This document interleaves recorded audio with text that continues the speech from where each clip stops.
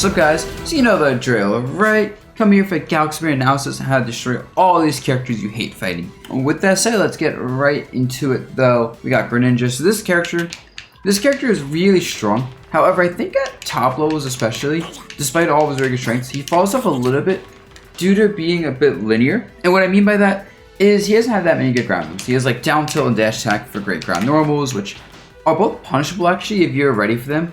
They're a little bit hard to react to. You have to react to like the Shulk getting hit as opposed to the move itself. But if you do that, you should be able to punish a lot of his stuff on block. I'm not gonna really show this, so just take my word for it. And then otherwise he doesn't have that many great ground spacing tools. He has like this, which is good. And then for his aerials, he has a really easy to deal with air game because his neutral air is frame 12 startup and forward air is frame 16. What happens a lot with this character is he has to kind of do aerials at certain heights if he wants to get an attack out. So if you see him jumping, you know around like here, he has to do an aerial. Otherwise, it's not gonna come out of time. Even then, see it happens. So you can kind of like time parries really well versus him. Knowing the timings he has to go for aerials is super linear. And you can also challenge his aerials very well because it's such a slow startup. And if you do that, and you make Greninja's life hell in approaching, like the Greninja player is just gonna struggle. He can run away and play campy with Shuriken. He can't just be hard to hit in general, but at least when it comes to swinging, between all that and not having a great way to just punish shields against grab isn't that strong. Really just a solid like defensive game plan, looking for your chances to swing or looking for the chances where like he's swinging predictably will get you really far in this matchup. So Palutena, or as my friends like to jokingly call her, Pale Tuna, because honestly she's looking a little like a fish out of water after all these nerfs. Anyway, with this character, you have to recognize this character actually struggles pretty hard at getting out of the corner, I'd say, because she doesn't have a great low risk grounded option. What tends to happen is that if you put her in the corner, she either has to like commit to like a dash attack, commit to something like this, which is pretty strong to be fair, and you have to make sure not to overextend versus this, or just straight up jump past you and just kind of hope you don't like cover the jump. But she is kind of slow in the air. And then she has teleport, I guess, but that's super reactable, right? So if she's in the corner, really put a lot of emphasis on trying to like overwhelm her there, I'd say. Like throw a lot of these hitboxes out, maybe moving back and forth and try to like see if she's gonna like commit to something because she's scared. If you think she's gonna go for like this, you can like jump early and cover. You can also like jump at her very aggressively or run at her. You have to kind of figure out what your character can do about it. But just recognize that's her main moment of weakness, is being here and here. And to the fact that she's tall, and that her recovery, while it's pretty solid, if she has to like recover from this range, it's really easy to two-frame her over and over. And you have a character that just doesn't want to like be caught in a disadvantaged situation, which no one does, to be fair. So it's not the best weakness to deal with, but it's something. And I guess I'll also add, honestly, after the nerf to her grab, she doesn't have the best Show game either, I'd say. Because you can kind of pressure from like here, and she still can't deal with it too well, even there, right? It's like that gives you a lot of leniency to just hit her shield safely, unless she's pairing stuff. PAC-MAN. When it comes to fighting this character, use his hydrant to pressure him and approach him. Obviously, I can't show that well using PAC-MAN himself, but like, you know, both people can hit this, right?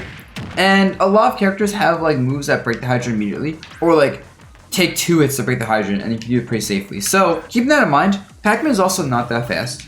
So, and his aerials don't break hydrant that well. I guess back air does with 2 hits. But it still takes 2 hits, right? You can really use that to your advantage. You can kind of read if PAC-MAN is going to break the hydrant or he's just going to back off and charge fruit behind it.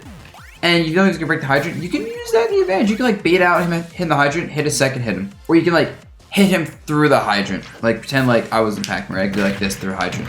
That is a big deal. And also another thing about this character, and this is going to be impossible for me to show probably, but you can catch a sphere and use him against him. Like if he's throwing that, you can actually pick that up with a dash attack or an aerial. Same with this, like same with all the fruits pretty much, except even Key actually, if you know the time, you can go and catch that with an attack. And that's huge, because he really wants his items to use against you, right?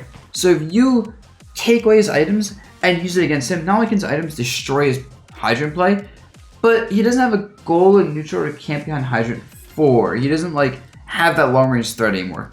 Especially if you have good specials to use with that, it becomes a problem. So don't be afraid of his specials. Hit the hydrant, catch the fruit.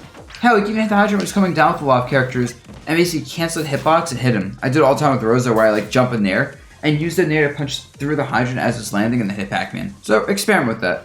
You'll find a lot of ways to kind of bully this character and not let him do what he wants. Funny enough, Robin has one of these weaknesses that's similar to Pac-Man, and that is if you get his item, or one of his items, that hurts him quite a bit. It's not as bad as Pac-Man, but I will say he doesn't like handle people using his items against him. Like what happens is when you have an item against Robin, is you can use the fact that item toss is very quick to interrupt a lot of his slower moves and to make him have to deal with it. Because he's kind of slow though, he doesn't deal with it well. Does he like jump over it? He's in a bad spot because he's Robin in the air.